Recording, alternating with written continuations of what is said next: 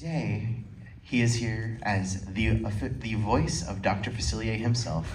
So please welcome Keith David.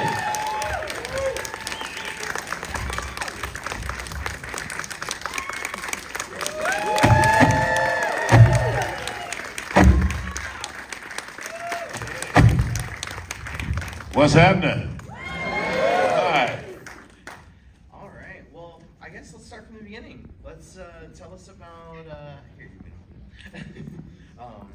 Tell us about how you auditioned for the role of Dr. Facilier. When I got the call to audition, a couple of things were present. One was I was sure that I wasn't going to go in with their piano player. That I was going to bring my own guy, sing my own song, and do it. You know, I mean, if I wasn't going to get the job, it wasn't because I didn't want the job or I wasn't trying very hard. So I brought in my guy, and we'd gone over the music. And I sang a song that inspired me to want to be an actor. When I was a kid, I saw Hans Christian Andersen with Danny Kaye.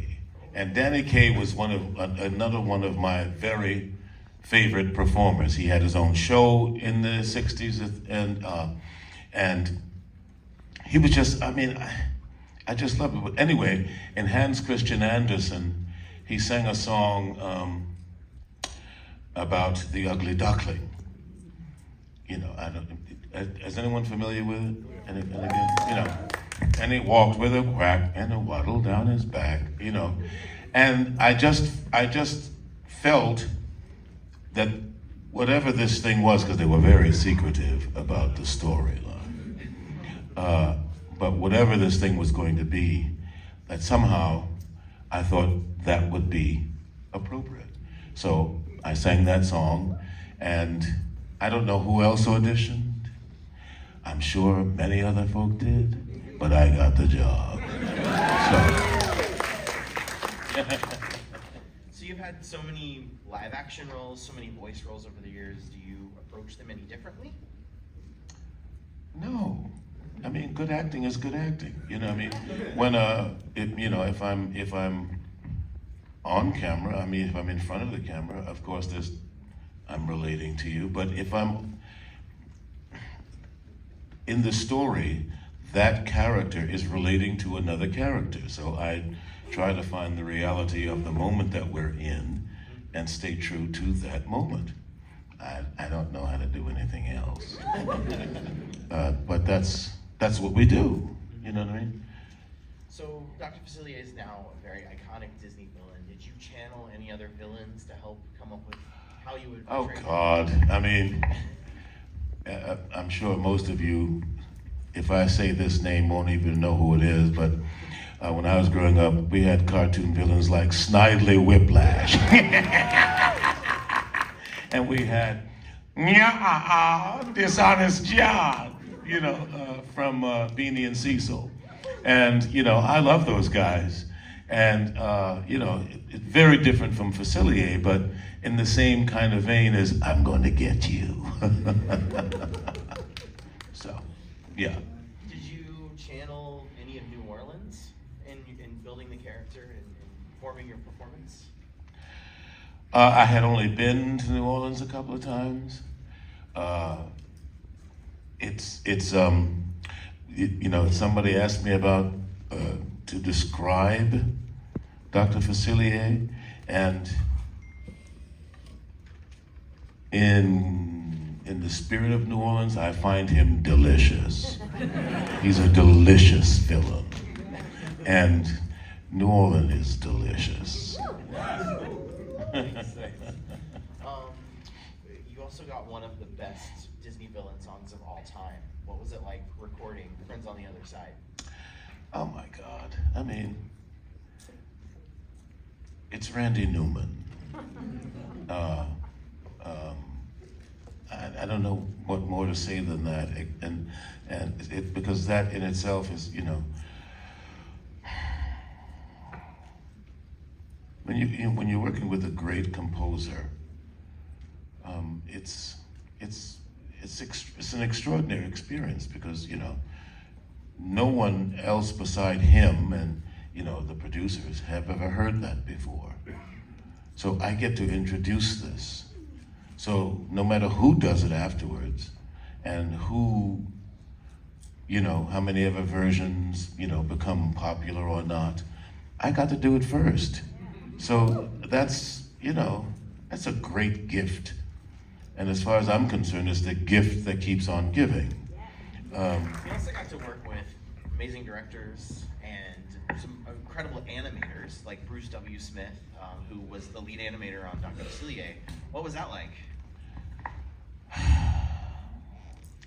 You gotta know, I used to have one of my favorite teachers. She was about this big. And she was, well, she was somewhere between 4'11" and 5'2". You know, oh, right, you could put the house lights. Anyway, her name was Anna Sokolo, and Anna would ask, "Do you know when you're in the presence of something beautiful?" And I think fundamentally, as any human being, any one of us, at any time in your life, if you haven't up until this point, you should at some point in your life have a profound experience knowing what it is to be in the presence of something beautiful.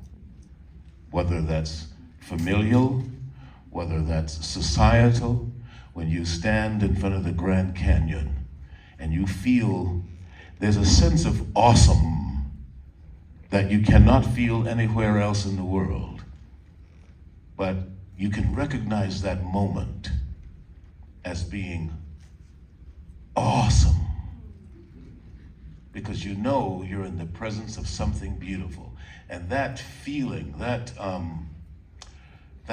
internal knowing is for me, it's being in the presence of God.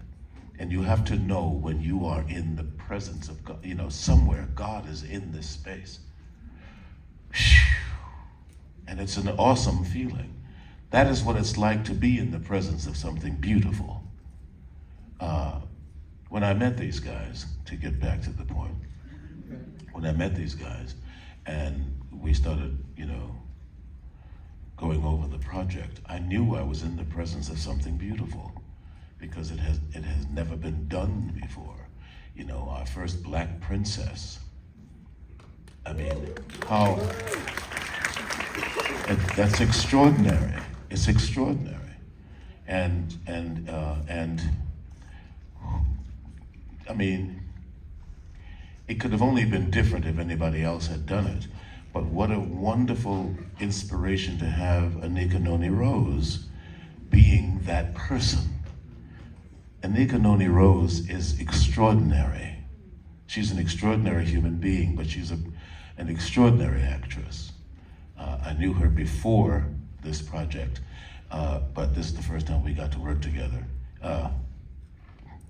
And it was like, that's what it's like being in the presence of something beautiful. I practically wanted to genuflect. Well, do you have a favorite memory of making a film?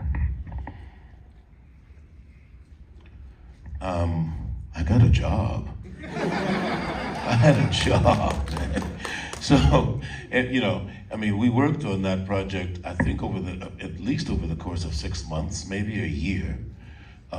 And so it wasn't like I was in the studio every day, but every time that phone call came, you get to work on Facilier today. I'm like, woohoo!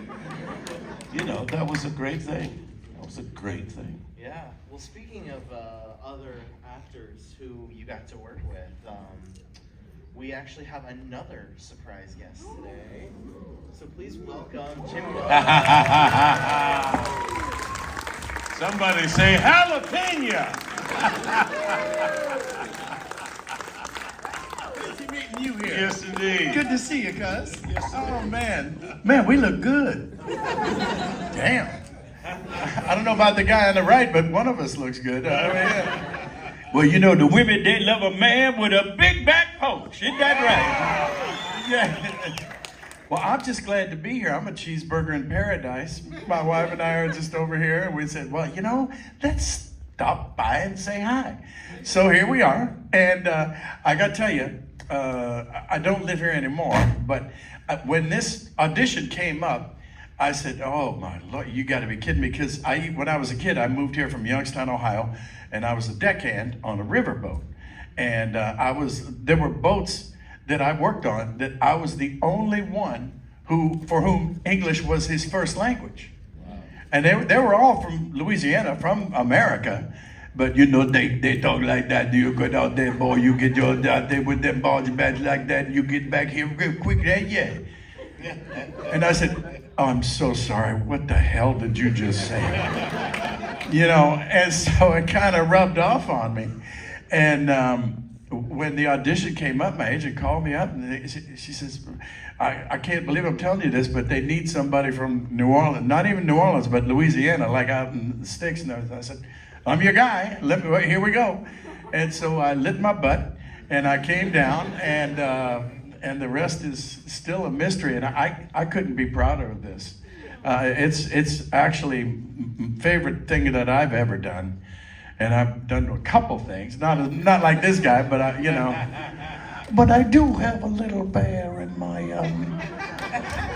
repertoire for a smackerel of honey. But I won't be doing any bouncing on account of because the ceilings are not that high. So yeah, so I'm just like I say, cheeseburger in paradise. Is everybody liking this movie? Yeah. Do we like it? Yeah. Well, you know, Randy Newman, God bless. I mean, what a national treasure he is. My goodness, you know, the poet laureate. And I just couldn't believe that I got to sing a Randy Newman song. And because I sang Ma Belle Evangeline, and which I used to have a boat, and I named it that just for the record here. A big surprise.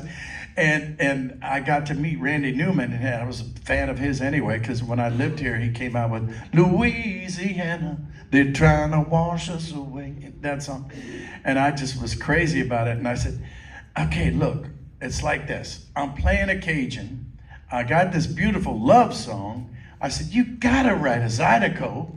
I mean, come on, you know. So I kind of bugged him, and see, it's a funny joke. Anyway, I said, you gotta write a Zydeco song. You gotta write and so that's where we're gonna go take you down. We're gonna take you down, take you all the way down. Feel free to dance. And so it was a ball, and everybody bought it, and I said, you know, but my last little bit was, I auditioned, and I said, if I don't get this, my head's gonna explode, because I saw a picture, and it was of Tiana when she was about 4 or 5. And my daughter Gracie, she's adopted, she's a little African-American girl, and she looked just like her. And I said, oh no, please, I can't go to the theater and see this movie with my little kid being in it, and I'm not, you know. And so they said, well, you got to audition, you got to do this, that, and that. And I said, well, what do I do? And they said, well, you know, you got to sing maybe like a Cajun love song. I said, a Cajun love song? Well, guess what? Leon Russell, remember him? God rest his soul. He wrote a song called A Cajun Love Song. So they said, well, what are you going to sing? And I said, a Cajun love song. Which one? A Cajun love song. So I sang it and got the gig, and the rest is mystery. And I'm happy to be here. God bless everybody. Hope you like the show. You know? Take us away. Introduce the film. I'd rather introduce Keith. Ladies and gentlemen, girls and boys, enjoy The Princess and the Frog.